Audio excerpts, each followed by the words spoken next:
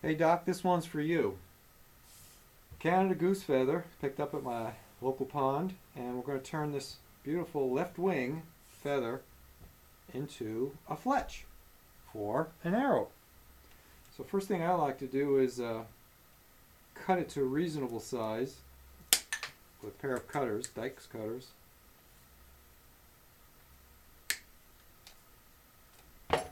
Now what we're going to do is strip the feather, because there's two halves to it. There's the flight part and then there's the ancillary part.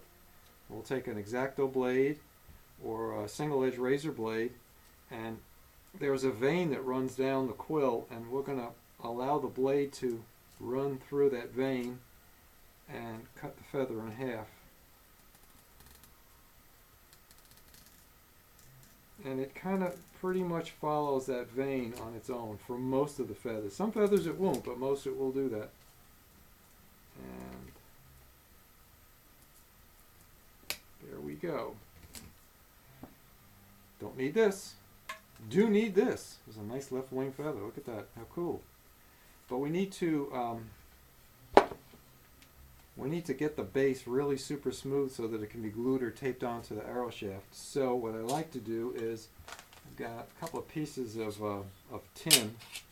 I think they're about a 32nd of an inch, 3/64 of an inch thick, and probably much long. Well, they are much longer than I'm going to need. But what you do is you sandwich this raw fletch between these two pieces and get it so that the quill edge is hanging up there.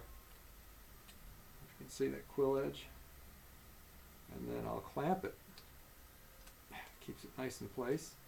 And then to grind it, you can either use a stationary grinding wheel, or you can use a belt sander turned on upside down and clamped to a table. And you just put it against the wheel or against the belt, and in 2 seconds it grinds it super flat, super sharp, super clean. But we're going to use a emery board. Works just the same. Don't have to mess with power tools. And you're basically just smoothing it out, getting it nice and smooth. Now, one side of the quill is going to be flush with the clamp, and the other side of the quill is going to have a lip to it. And you really need to get rid of that lip. You can use a razor blade to do it. It's usually pretty thick up near the front of the fletch itself. And sometimes I use the sanding wheel to do it.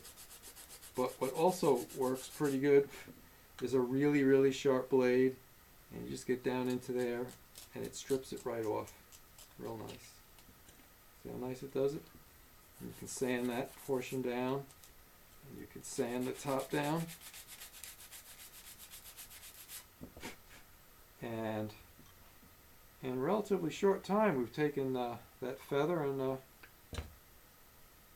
turned it into a fletch. Look how nice that is. Wow.